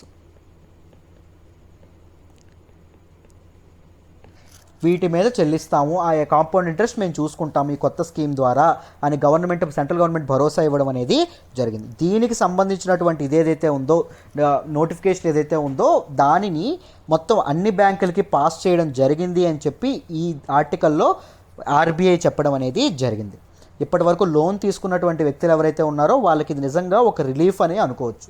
ఎందుకంటే కోవిడ్-19తో పడేటటువంటి బాధ కంటే ఎక్స్ట్రా డబ్బులు పే చేయాలనే బాధ సామాన్యుడి నడ్డి విరుస్తుందండి, సామాన్యుడు చాలా ఇబ్బంది పెడుతుంది, నలత పెడుతుంది. రైట్, సో ఎక్స్ట్రా డబ్బులు ఎప్పుడైతే గవర్నమెంట్ పే చేస్తానందో సో కామన్ పీపుల్కి చాలా ఉపయోగపడుతుందనే మనం అనుకోవచ్చు. ఐ హోప్ ఈ ఆర్టికల్ మీకు డీటెయిల్డ్గా క్లియర్గా ఎక్స్ప్లెయిన్ చేశానని అనుకుంటున్నాను. Right, perfect. This is all about today's Hindu analysis అండి. టుడేస్ హిందూ అనాలిసిస్ మీకు డీటెయిల్డ్గా అర్థమైందని అనుకుంటున్నాను. మీకు అర్థమైతే బిగ్ ఫ్యాట్ లైక్ బటన్తో లైక్ చేయండి. రైట్, మీకు ఎలా నచ్చిందో కామెంట్ చేయండి. దాంతోపాటు మీ ఫ్రెండ్స్కి ఉపయోగపడుతుంది అంటే షేర్ చేయండి. గవర్నమెంట్ జాబ్స్ ఎవరైనా ప్రిపేర్ అయితే వాళ్ళకి షేర్ చేయండి, వాళ్ళకి ఉపయోగపడుతుంది అనుకుంటే. రైట్, నోటిఫికేషన్స్ మిస్ అవ్వకూడదంటే సబ్స్క్రైబ్ కూడా చేసుకోండి. రైట్, మీరు చక్కగా మీకు నోటిఫికేషన్స్ కూడా వస్తాయి ఎప్పుడు పోస్ట్ చేసినా. I hope today's Hindu analysis మీకు అర్థమైందని అనుకుంటున్నాను. Thank you so much. Have a nice day.